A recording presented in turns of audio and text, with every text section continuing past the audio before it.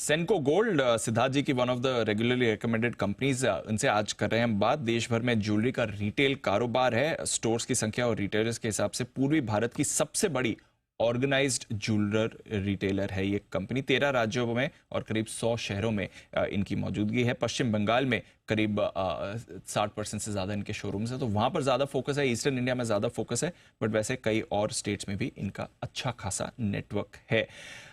सुवांकर सेन साहब, कंपनी के managing director और सीईओ, हमारे साथ इस समय शो पर जुड़ रहे हैं। कलकत्ता यूनिवर्सिटीज के सेंट जेवियर्स कॉलेज के साइंस में बैचलर्स इकोनॉमिक्स ऑनर्स के साथ पास किया। उसके बाद आईएमटी गाजियाबाद में बिजनेस मैनेजमेंट की पीजी डिप्लोमा है। 2005 से कंपनी के साथ हैं सर, और ज्वेलरी इंडस्ट्री में भी सर का लंबा एक्सपीरियंस है। सर, बहुत बहुत शुक्रिया आज जी बिजनेस को अपना समय देने के लिए। एक बार पहले डिमांड ट्रेंड पर आपकी राय लेना चाहूंगा। इस समय डिमांड ट्रेंड क्या दर्शा रहा है, और यूजुअली Q4 में किस तरह का ट्रेंड रहता है कंपनी के लिए, जरा ये भी बताएं सर। देखिए, हम लोग का Q3 में डिमांड अगर देखा जाए, धनतेरस का माहौल था, फेस्टिव सीजन था, और बहुत सारे वेडिंग्स भी थे Q3 में, और Q4 में भी वेडिंग्स चल रहे हैं। तो उस हिसाब से एक वेडिंग का ज्वेलरी डिमांड अच्छे तरीके से दिख रहा है। यस, दिसंबर में थोड़ा स्लो डाउन आया था, बट जनवरी मिड के बाद से फिर वो पिकअप ले लिया। ये एक पार्ट है। सेकंड पार्ट है कि अपना ये फरवरी में बहुत सारे जो पुराने वेडिंग्स होते थे, वैलेंटाइंस डे, पुराने वेडिंग्स का एनिवर्सरी, वो एक ट्रिगरिंग पॉइंट होता है जहाँ पे लोग अपने प्यारे जो वाइफ के लिए, हस्बैंड के लिए, खास रिलेटिव्स के लिए कुछ गिफ्ट खरीदते हैं। सो वो भी एक डिमांड ट्रेंड देख रहे हैं। मगर अगर डेटा में देखा जाए तो हम लोग का Q3 का रिजल्ट्स कुछ दिन पहले निकला, where we have seen that overall 9 months में हम लोग का 26 से 27% ग्रोथ आया है। और उसमें से अगर गोल्ड ज्वेलरी में ग्रोथ देखा जाए तो उसमें वॉल्यूम में 9% ग्रोथ आया, मगर डायमंड ज्वेलरी में ग्रोथ आया है 27% वॉल्यूम में, और वैल्यू में 40%। सो एक जो ये गोल्ड का प्राइस जंप ले लिया, इसमें कस्टमर का जो ट्रेंड है उसमें 14 कैरेट, 18 कैरेट गोल्ड ज्वेलरी के साथ डायमंड स्टडेड का एक अच्छा खासा ट्रेंड ज्यादा दिख रहा है। तो ये एक पॉजिटिव चीज बोल सकते हैं। एंड गोइंग फॉरवर्ड अगर अप्रैल मई का देखा जाए तो सामने में अक्षय तृतीया मई में आ रहा है, बट उसके साथ साथ इलेक्शन का भी मंथ होने वाला है, उसमें थोड़े स्लो डाउन होते हैं। मार्च में अपना एग्जाम का शेड्यूल होता है तो थोड़ा स्लो डाउन होता है।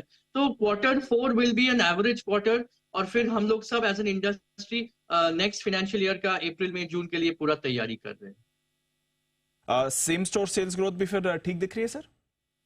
यस, ये एक चीज हम लोग देखे कि लास्ट ये 9 मंथ्स के में 17% सेम स्टोर सेल्स ग्रोथ आया।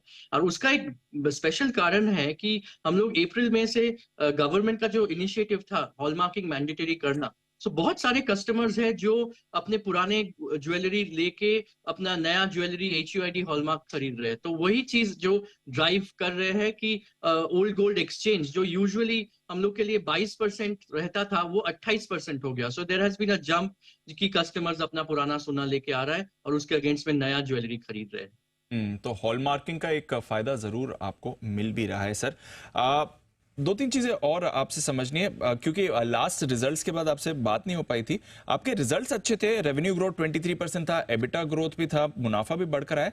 मार्जिन्स में थोड़ा कॉन्ट्रैक्शन था, 12.1% के मार्जिन्स आपके 11% आ गए थे। इसकी वजह सर, और आगे मार्जिन्स को लेकर क्या आउटलुक है आपका? देखिए, ये जो Q3 रहा, इसमें सडनली जो गोल्ड का प्राइस जंप ले लिया, तो कंपटीशन के तौर पे बहुत सारे स्कीम्स और ऑफर्स कंज्यूमर्स को देना पड़ता है। कंज्यूमर्स जब प्राइस जंप हो जाता है तो एक मन में संकोच आ जाता है कि is this the best price, थोड़ा वेट कर ले। पर अपने को वेडिंग सीजन भी था, तो लोगों को अट्रैक्ट करने के लिए मार्जिन के ऊपर थोड़ा प्रेशर गिरा due to offers and schemes. And overall हम लोग का भी जो एस्टिमेट है कि हम लोग 19 स्टोर्स इस साल में ओपन किए, और आगे वाला कमिंग ईयर में भी हम लोग का प्लान 15 से 20 स्टोर ओपन करने के लिए है। So as a company we are continuously investing. ये जो अनऑर्गेनाइज टू ऑर्गेनाइज्ड का जो ज्वेलरी इंडस्ट्री में स्टोरी हो रहा है, उसमें टेक्नोलॉजी के तौर पे, स्टोर ओपनिंग्स के तौर पे, मार्केटिंग ब्रांडिंग के तौर पे हम लोग कोशिश करते जा रहे हैं कि उसमें इन्वेस्ट करते जाए फ्यूचर रिटर्न्स के लिए। अच्छा sir, of course gold jewellery का तो आपका बड़ा कारोबार है, बट डायमंड्स में और लैब ग्रोन डायमंड्स में भी आपकी कोई प्रेजेंस है सर? हाँ, डायमंड्स अपना है। अपना डायमंड स्टड रेशियो जो है वो 11.5 से 12% है। और इसीलिए मैं बोला कि अपना डायमंड ज्वेलरी का जो ग्रोथ आ रहा है उसमें almost 35 to 40% jewellery diamond jewellery में ग्रोथ आ रहा है, कि उसका बेस लो है, बट कंज्यूमर का एक डिमांड रहता है कि गोल्ड का प्राइस बढ़ रहा है तो डायमंड ज्वेलरी ज्यादा खरीदो। और as far as lab grown diamonds का है, हम लोग ऑलरेडी कैलकाटा में 2 स्टोर्स ओपन किए हैं। वी आर एक्सपेरिमेंटिंग कि कंज्यूमर का क्या राय होगा, कैसा बिहेवियर हो रहा है। सो लैब ग्रोन डायमंड भी डायमंड ज्वेलरी के साथ साथ एक अलग ब्रांड के अंडर में आके we will be focusing on lab grown diamond jewellery. चलिए बढ़िया सर, आगे के लिए आपको शुभकामनाएं और आशा करते हैं आगे वाले परफॉर्मेंस भी आपकी बढ़िया रहे। बहुत बहुत शुक्रिया सेन साहब आज हमें अपना समय देने के लिए। Thank you sir. Thank you Divanshu ji. और फाइनली मैं बोलना चाहूंगा कि रिसेंटली एक रिपोर्ट आया था जी। जहां पे 100 top global luxury brands of the world करके, उसमें से 6 कंपनीज इंडिया से रिप्रेजेंटेड हुए जी। थे। और ऑल 6 कंपनीज ज्वेलरी इंडस्ट्री के ही कंपनीज थे।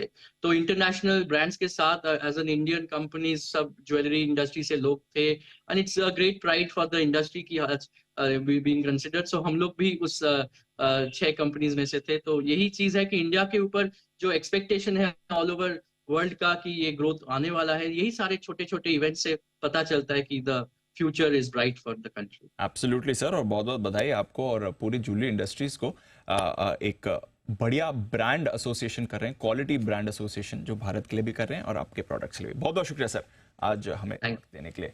सिद्धार्थ जी